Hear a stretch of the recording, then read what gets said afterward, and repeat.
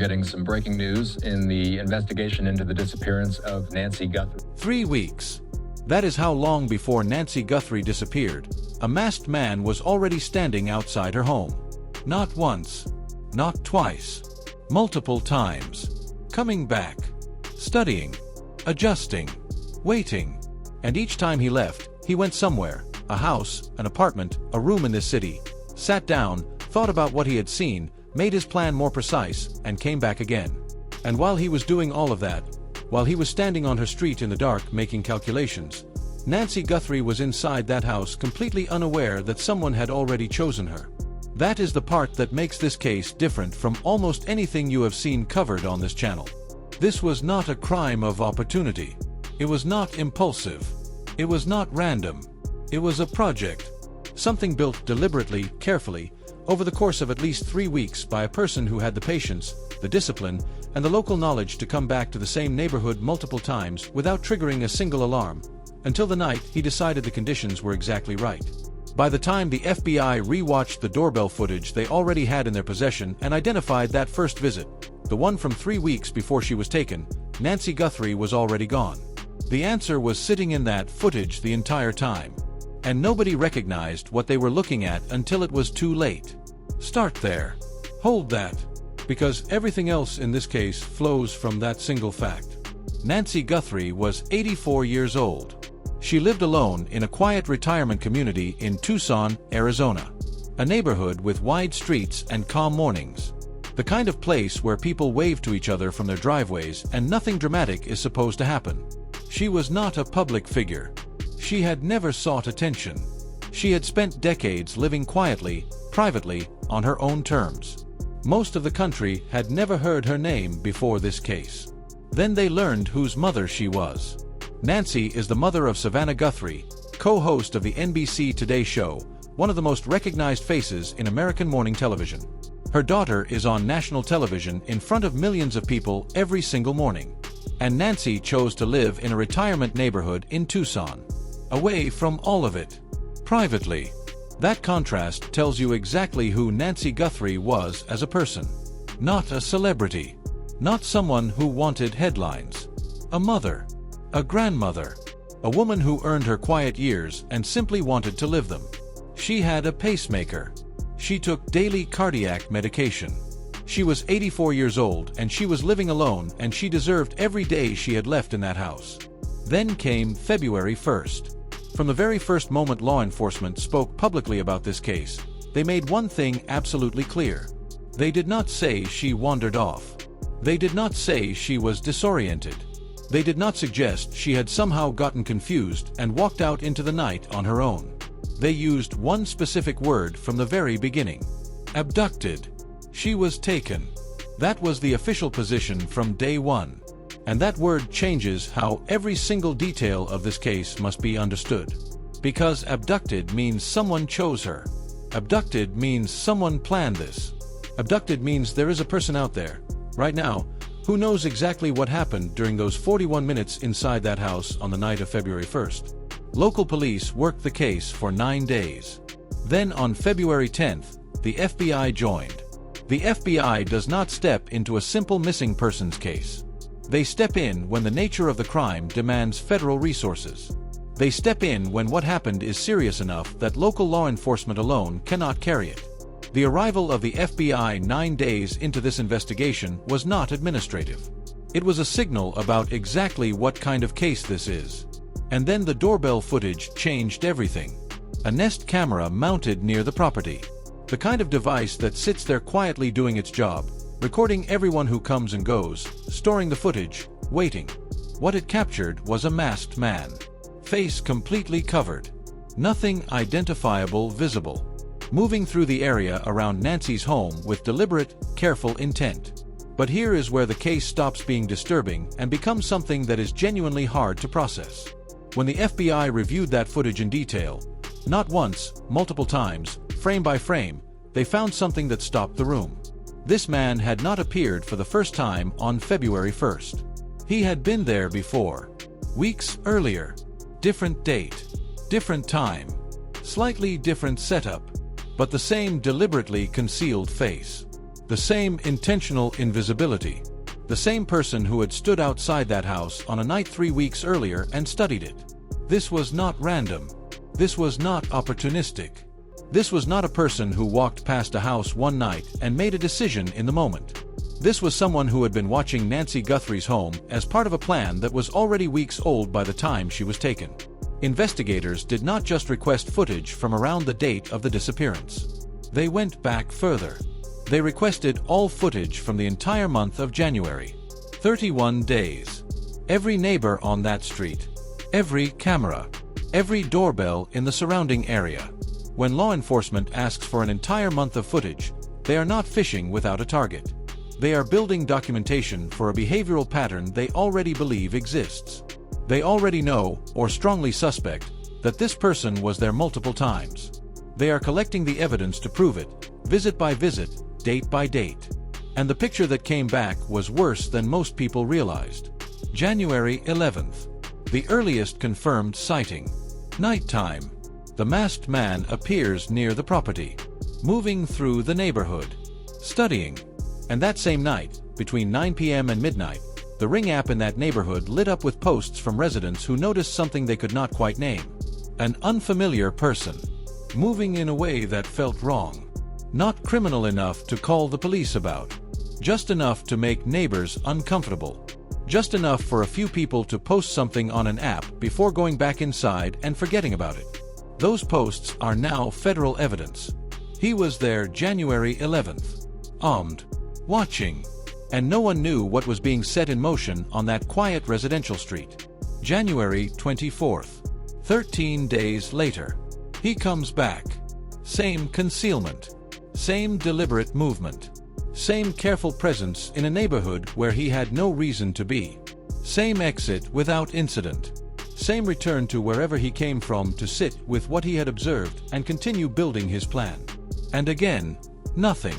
No connection made. No alarm raised that could not be dismissed. A man who understood exactly how to move through a place without triggering the response that would have ended this before it started. January 31st. The night before Nancy was taken. A suspicious vehicle spotted on Via Entrada, the street near her home. Whether that vehicle is directly tied to the masked man has not been officially confirmed. But investigators are actively pursuing that connection. Because a vehicle is a direction. A direction is a trail. And a trail is everything in a case where the suspect has otherwise left almost nothing behind. February 1st. Early morning. 1:47 a.m. He comes back one final time. And this time everything is different.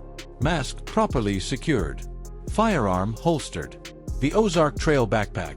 The same generic under $30 Walmart bag deliberately chosen because no one looks twice at it. Fully loaded with whatever he determined over 3 weeks of planning he would need for the 41 minutes he was about to spend inside that house. 2 visits. 2 completely different operational profiles.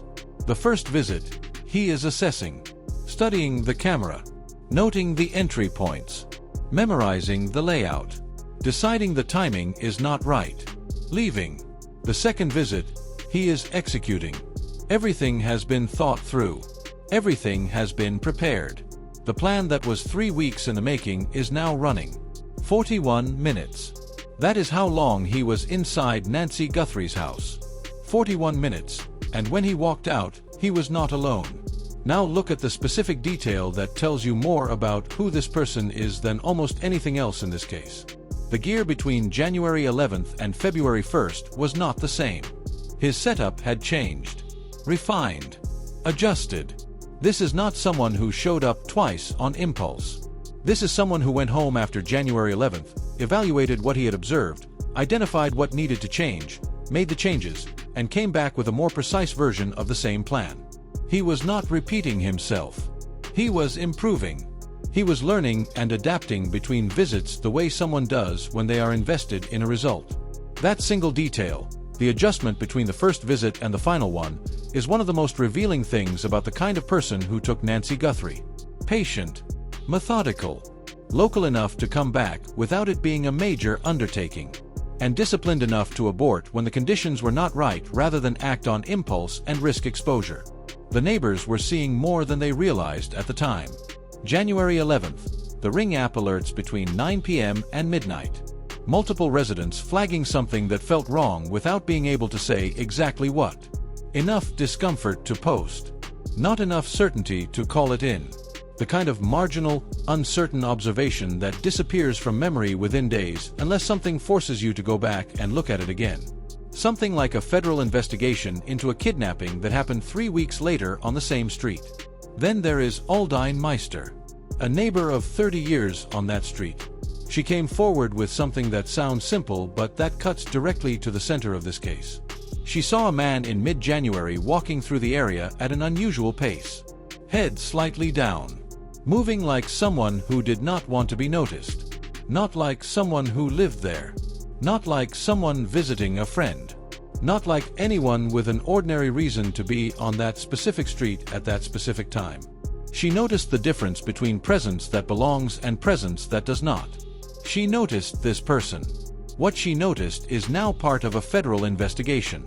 These fragments, the Ring alerts from January 11th, the suspicious vehicle from January 31st, Aldine Meister's account, the doorbell footage showing at minimum 2 separate visits on different dates, are not disconnected pieces.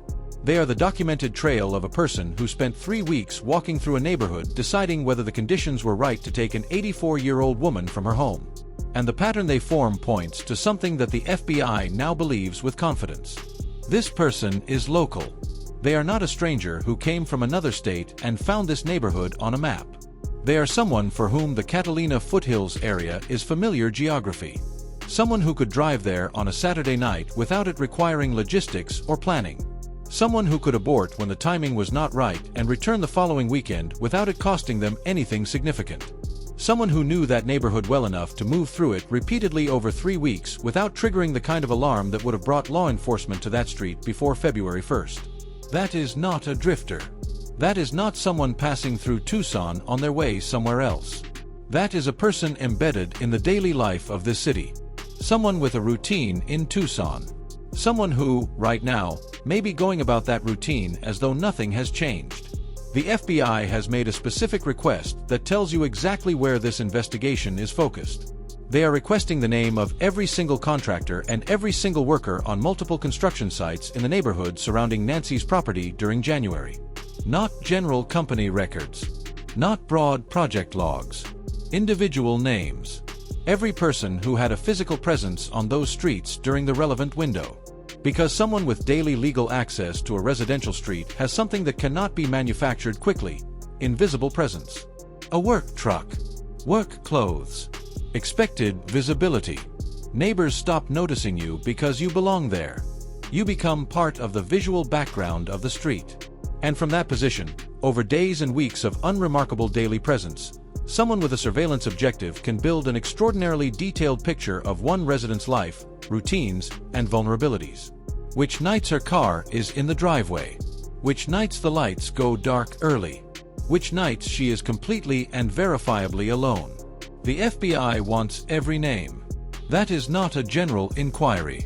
That is a targeted search. And then there is the DNA. Foreign genetic material was recovered from inside Nancy Guthrie's home. A profile that does not belong to her and does not belong to anyone with regular authorized access to that property. It is currently being processed at a private laboratory in Florida. Forensic genetic genealogy has been formally initiated on that sample. The same methodology that identified the Golden State Killer after 4 decades and put Brian Kohberger in front of a jury for the Idaho murders. It does not require a prior arrest. It does not require the suspect's DNA to exist in any law enforcement database. It requires one relative, one distant family member who submitted their genetics to 23andMe or Ancestry at any point in their life. And from that single connection, the tree builds until it reaches a name. The tree is building right now. There are still questions in this case that do not have public answers. Who is this man? Why Nancy specifically? Was there a connection, personal, financial, something that tied him to her that has not yet surfaced? Where did he go in those first minutes after he left that neighborhood? Is there still time? These are the questions that the investigation is working toward every single day. But before anything else, before the suspect profile, before the behavioral analysis, before the DNA results that are coming, there is one thing that needs to be said clearly. Nancy Guthrie is not a case number. She is not a headline. She is a woman who spent 84 years building a life, who raised a family, who chose a quiet neighborhood in Tucson because she earned the right to a quiet life, who played card games with her family on a Saturday evening, laughed, and went home trusting that the world around her was safe. Someone decided it was not. And that someone, right now, is in this city, living an ordinary life, driving ordinary streets, moving through a city that is still searching for the woman he took. If you are in Tucson, if you live near Via Andrada or the surrounding streets, if you have any footage from January on any device, any doorbell, any camera pointed toward the street, if you saw anything during those weeks that did not sit right and that you almost did not think was worth mentioning, make the call tonight.